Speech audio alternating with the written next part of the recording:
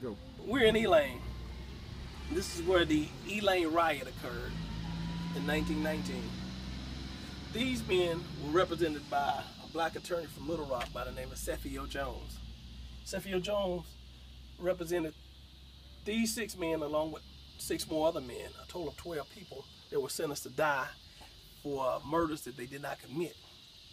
Cephio Jones, to me, I think is one of the greatest African-American attorneys of all time. And the reason I say that is that this man risked his life every night, standing from house to house to try to go to trial, represent these men, and he pulled it off. I mean, it was a heckable story.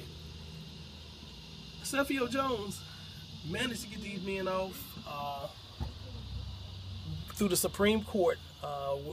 Former President Taft and famed 4 horsemen of the Supreme Court of the 1920s were split on their decision for as how it went, but it went in their favor. I think it was like 6-2.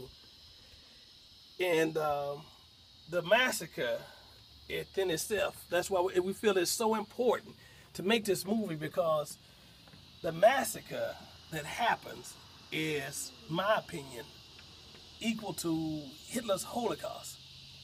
Because this man, these men and women were ordered to be executed because they were black.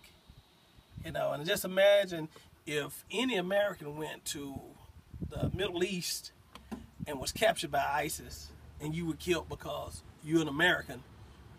ISIS is wrong, and I strongly agree. I don't think nothing should make you take a person's life because of who they are. As you can see right here, Governor Charles Brewer addressed the crowd in Elaine. And you see how crowded it is. This was in 1919. He addressed this crowd. It's probably just a fraction of the population now here. I think it's a couple of hundred people that stays in Elaine now, if that many. Many locals you ask, they know nothing about the Elaine riot. I mean, they're totally just know nothing about it, or they'll say, you know, I heard about it. Here's where the National Guard came in to restore order after the Elaine massacre. Not riot, but right here, massacre. And it's the difference between a riot and a massacre. When you speak of massacre, it's something like you would put in the Holocaust or something Idi Amin or the Rwandas.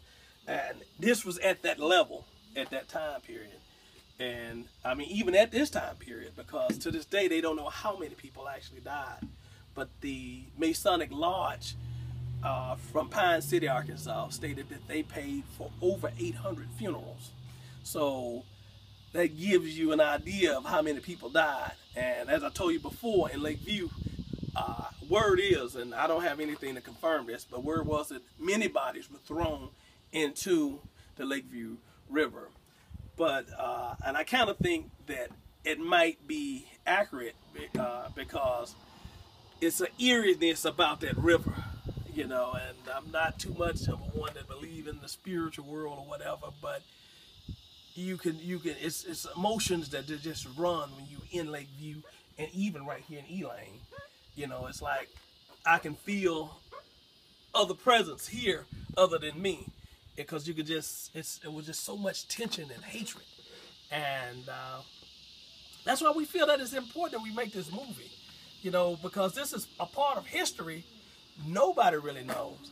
We were at the film festival out in California back in May.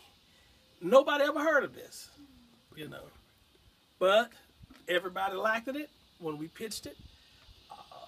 I think that it's not something that we want black against white, because there were whites that actually came in and helped these black people during that time. They fought. There were some people that actually lost their lives to other whites because they were protecting blacks. And I think that it's something that this town just, in this time period, man, we just really need to tell this story. And maybe our younger generation, both white and black, will gain something from this. And, you know, it's just, I think that we really need to get this story told. And I want to show you a picture of Elaine before we get ready to leave. Wrap this up of today.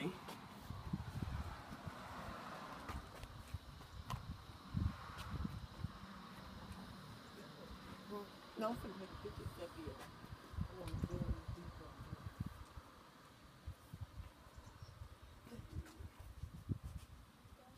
And as you can see, it's nothing left now here in Elaine.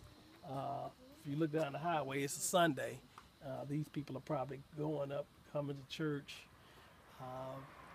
It really booms.